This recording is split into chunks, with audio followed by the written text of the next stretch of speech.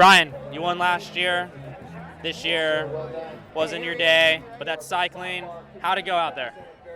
Well, it definitely wasn't my day today, but I have to tell you, the bigger story here is how incredibly massive the field was and how big this event was. Belgian Waffle Ride was off the hook last year, and somehow they managed to click that up 3 gears. Super big event, amazing. I didn't have the legs today, but I will tell you that what I love about this event is it's a crucible for us to test ourselves, and I got to decompose about it, figure out what went wrong, recalibrate, and come back next year. So, how many have you done now? This is number 3. So each year, has it gotten faster and harder, and what's the evolution been like since you've done it? Well, the first year I was in the top 10, and I had a crash and then rode back from way back, and it was such a solo effort, right? It was just man on man, right? And whereas this, the group stayed together a lot longer because there's such a high quality field, so much talent that when I got into difficulty, there's no closing that gap because it was so big. But to see where it's come from and where it is now it's absolutely amazing. Absolutely amazing. So this is the first year that it's actually been the same course as the previous year. What is there a certain section that maybe it was hit a little harder this year, earlier on, or is it just where was it kind of different this year from last, since you can actually compare courses? Well, I will tell you, a couple of people had said to me, "Oh, well, it's the same course. What's it going to be like?" And I will tell you, the rain and the intense rain we've had in Southern California has made the course totally different. There was a bunch of sand this year, and I can tell you, we were balls out in these sections, going so hard, and then all of a sudden we'd come into the sand and literally blew your feet off of the pedals, trying to keep it all going.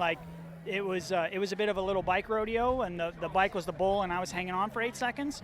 But it was an amazing course. You would never know it was the same course from it. I don't think anybody had an advantage.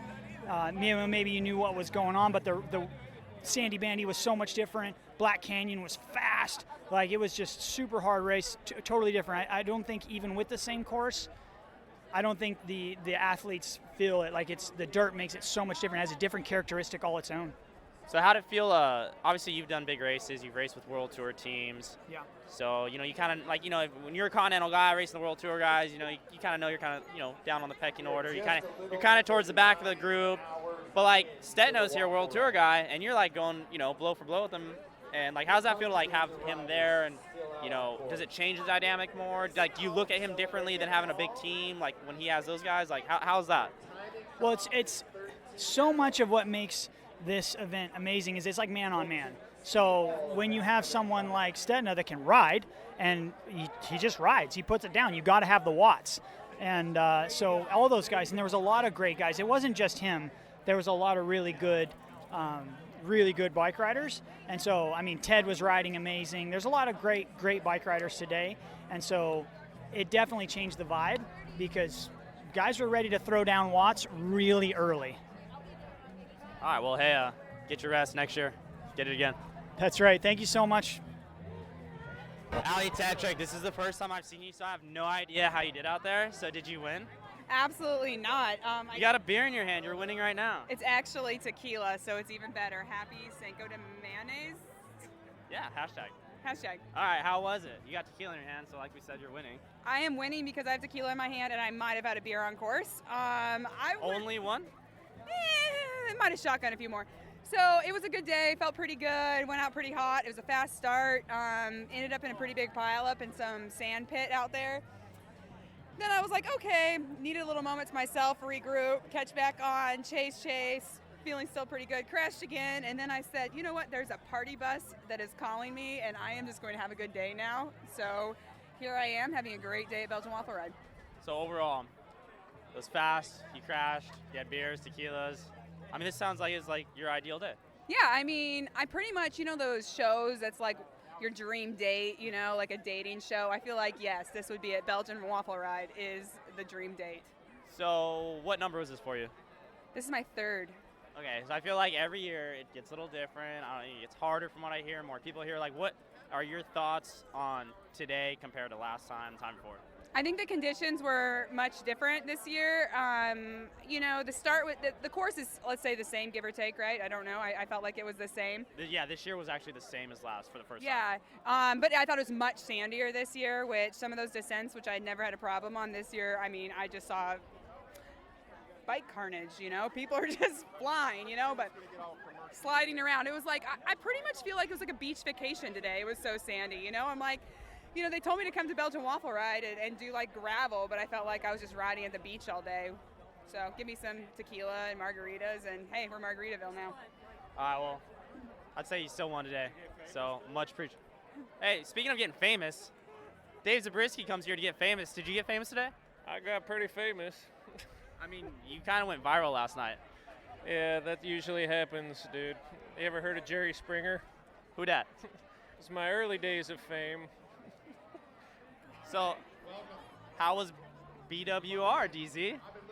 It's a valued race. Almost got a result until I had what's called a mechanical in the biz. My cleat was coming loose. Total shit show. Had to, tighten it up. Did you not have custom carbon shoes? My custom carbons, they're up in my attic, actually. I do have them, but they've been retired. Everything got retired, along with my motivation. But hey, how about your cramping today? How was that? There goes Eric motherfucking Zabel. Motherfucker one time points at me in a tunnel. It's all rainy and shit. Like you can't even see, and he just points to where he wants to go. I'm like, no, you can't do that. Go away. Now here we are, years later, in America. He's about to get his. Just kidding. All right, see you later. Pete, took home the W. Barely. How's that beer taste? It's so good, and like I told you before, beer's my second passion, and so I got my IPA. I'm happy. Set me up for Cali well. So that's a win-win day for you. It is, but barely. I had to go. I dug the bottom of the barrel, man. I don't know how I'm gonna even pack the bike tonight. I think my wife is gonna have to learn how to pack a bike. Like, yeah. So, was it like going into this? What did you expect, and what did it end up being? I expected, and I was correct in the vibe of the event. It was fun. It was communal. Everyone was out there to rip. There was a lot of pressure to keep the pace up, and everyone was looking at me, of course, being the World Tour guy here. That's a lot of U.S. races are like that, though. But I was in a dark spot in like 2 hours to go. I was cramping up real bad. I had done a lot of work, and I was really struggling. And then I thought it was over.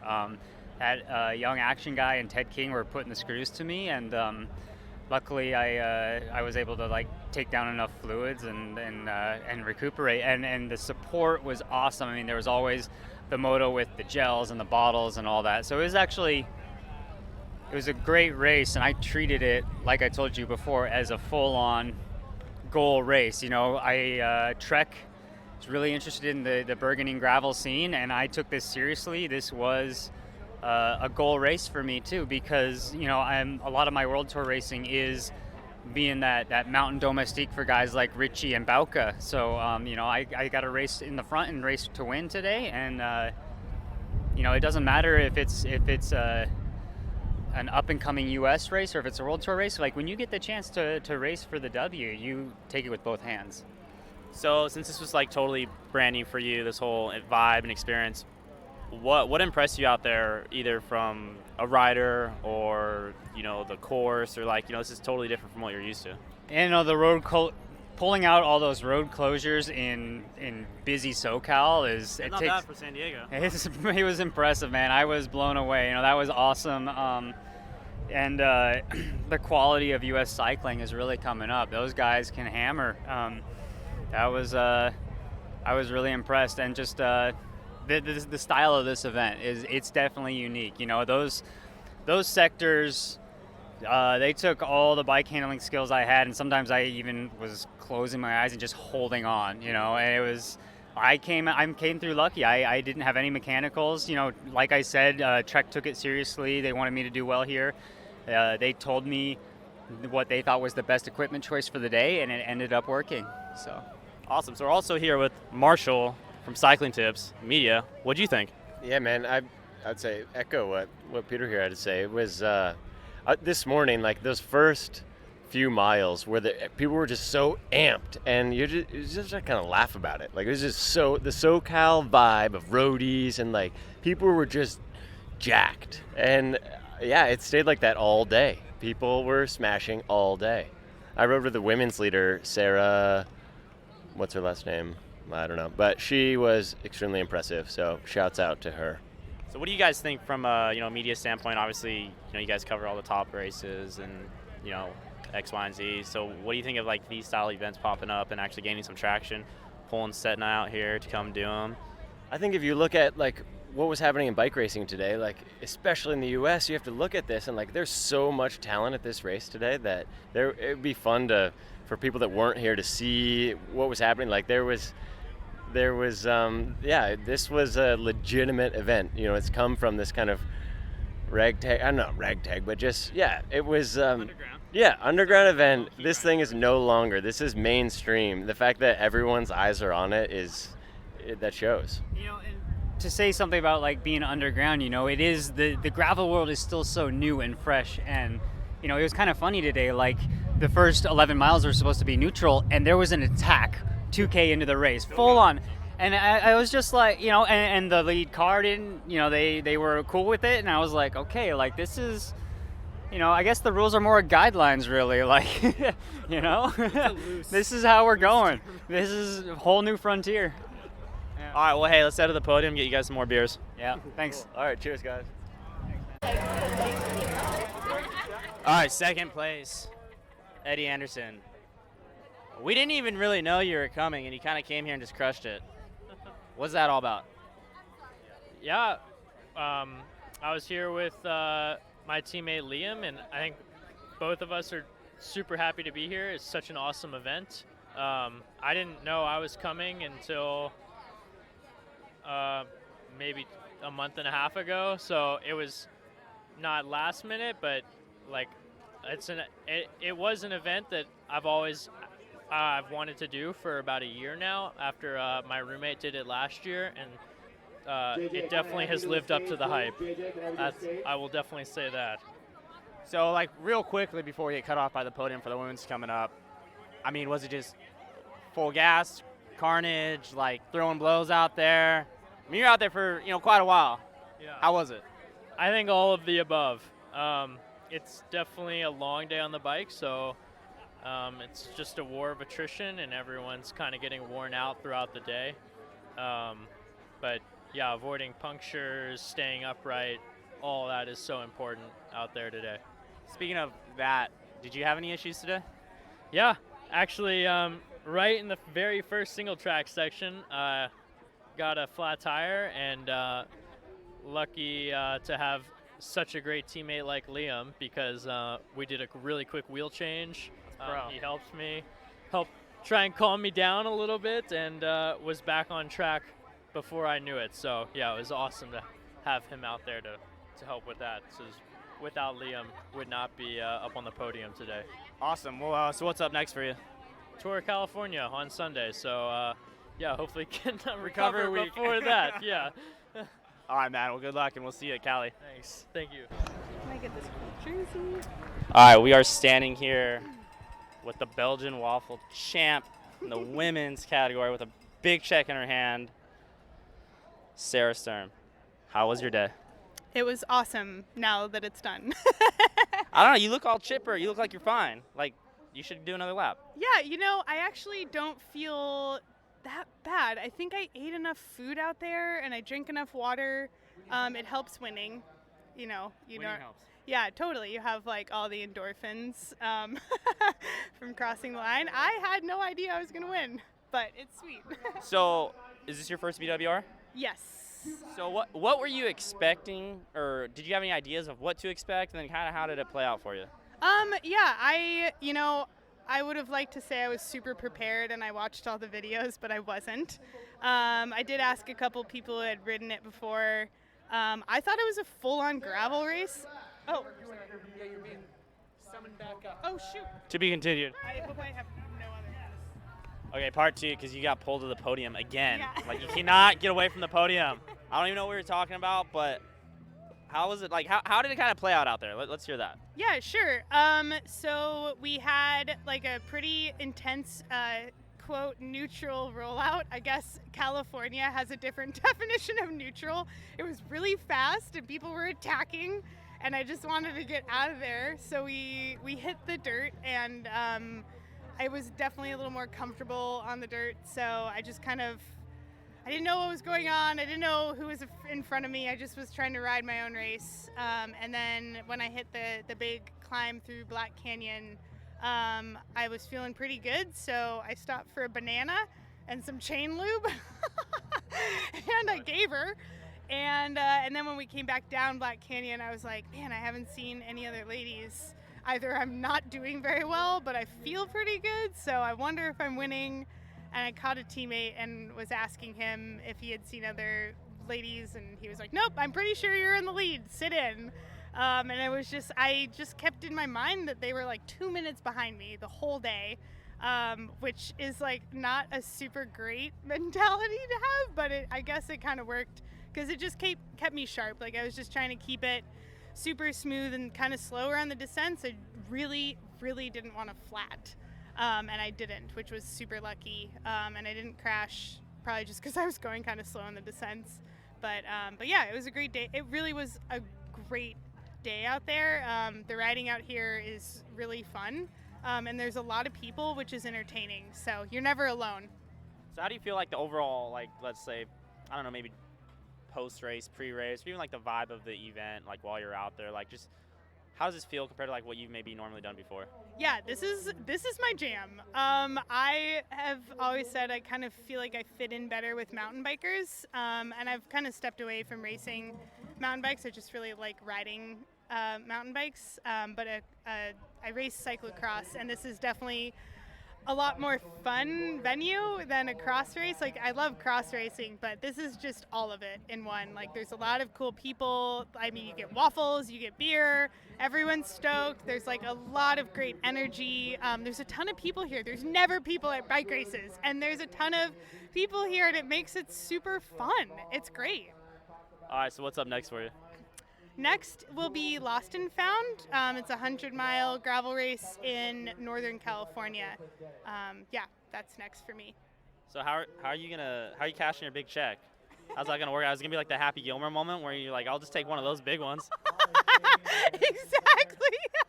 Actually, I don't really know like what I'm gonna do with it because I have to fly home, and you never want to be the douchebag with the giant check on the plane. I mean, I think you've earned that though. It says first on it, and there's some big money out there. Yeah, totally, tons of money. Maybe it'll inspire someone to race women's cycling because they're like, whoa, you get a lot of money. All right, well, hey, I know you've got like a line of interviews to do because yellow jersey winner with a big check. So thank you again. Thanks for coming out, and awesome job. Thank you. Post BWR with the NV crew. Was it worth it, Jake? It's always worth it. You're on your bike all day with nothing else to worry about except for not crashing. Neil, I thought you were gonna win, but you let him out, so that was good. Oh, I won, John. I won. Finished number 8, so that was like what I came for. Yeah, you're part of a select few, right? Yeah, I need to start sabotaging some people so I can be the only one and then stop doing these. How many sabotages do you have to do? I think maybe just 1 or 2. Oh, we got this covered. Yeah, it would be easy. Jake, you sell some wheels out there while you're riding with people? You're like pointing at their wheel like, you know what? Actually, you're doing this yesterday to me, like, or no, that was you, Neil. You'd be up front if you had different wheels. No, I mean, everybody I saw walking or with a flat tire, I just made sure and shamed them into wanting to own Envy because I said, did you see me ride that rock garden? I don't know if you noticed this, but I have air in my tires still. So, it's a winning strategy, just riding wheels that don't get flat tires. Oh, yeah. I'm going to start buying some Envy stock after this now. Neil, so you've done every single one of these. Oh, it's published. This is live stream.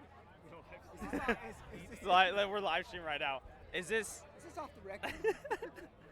How is the 8th one compared to 7, 6? Like, is it growing, not numbers-wise? Obviously, it's growing numbers, but, like, how do you see this just moving up each year? Yeah, man. I mean, the depth of this one is insane. Just each year, it continues. From year one, it's like each year it just has grown. And numbers-wise, yes, but also just, like, as more riders, more elite-level riders hear about it, they want to be a part of it. And now this year just, like, really stepped up when you have World Tour riders out here. It just shows – and they don't need to be out here. Like, their teams are not asking them to be here. So it just shows that, like, they want to be here. They know that the prestige that comes with winning BWR. So, yeah, I think, you know, having Peter Stetina out here and win is kind of a feather in the cap for the event. So, especially at the Continental level, you know, obviously they're sending guys out. You know, there's Hincappy riders out here. There was the new Jelly Belly team guys that were out here. Wilderness. Yeah, so when do we start seeing like a full Continental team with team cars? I mean, I think that's kind of where it's almost heading. I think it's heading there. I think we're still a ways. I think we're still a ways from that. There's a couple of factors that limit that. Yeah, I don't know. You might not want to use this, but it's off the record. Don't worry. Yeah. You're totally right. It's going there, and it's what the racers want, and really it's what the sponsors want, because when you can talk about the equipment that your athletes are on in a different way than just than what you can do with road racing, like, it really opens up the conversation, and it presents the product to a different group of people than they're already hitting. So it's going to be there. Give it a few more years, and you're going to have full teams, I think. Yeah, I'm just curious. It goes from like a team goes, all right, yeah, let's get 1 or 2 of our guys out there for X, Y, and Z sponsor, to like it's on the schedule and we're going to show up. Yeah, I think honestly with like Trek Segafredo, they're already going that route. Before this, I talked to one of the team managers, just picking my brain about BWR and tire setup, equipment, just because these teams, they don't even know what they're really getting into. The riders don't know what they're getting into, but they know that it's valuable and they want to be out here. Always a pleasure, Neil. Jake, not so much, but hey. It's always a pleasure, John. Bye. Dave Santos. What's up? You didn't win, but how'd you do? I finished. Isn't that a winner? So is that where we're at now Actually, in our cycling career? Is that just first? finishing? It used to be if you're not first, then you're the worst, or you're last. So where does that change from when you're done racing to where now you just want to have fun? Now just all you want to do is just drink beer, and I was drinking beer on the course, and once that whole thing went out the window, it's just like, all right, now just have fun and ride, do the short route. So what do you think of like BWR now, like these events kind of popping up and getting big? I mean, obviously when you were racing, seriously a few years back, this wasn't really much of a thing yet, and it's totally changed now. Dude, it's changed a ton. I think it's great, to be honest. It kind of adds a different dynamic from like the standard racing, which can turn a lot of people off. And having an event like this not only brings racers together, it brings people that just want to come out for the experience. They want to finish. They want like the beers afterwards, the foods, a festival. Like that doesn't happen on the normal race scene that we would always do. So I think it's hopefully the future continues with like these fun events, especially like what you do is Spandex Stampede. And I feel like in the long run, I feel providing a good experience for all the users is something that will get more and more people involved. All right, well next year I want to see more beers out of you, maybe less miles. Yeah, deal. Works for me.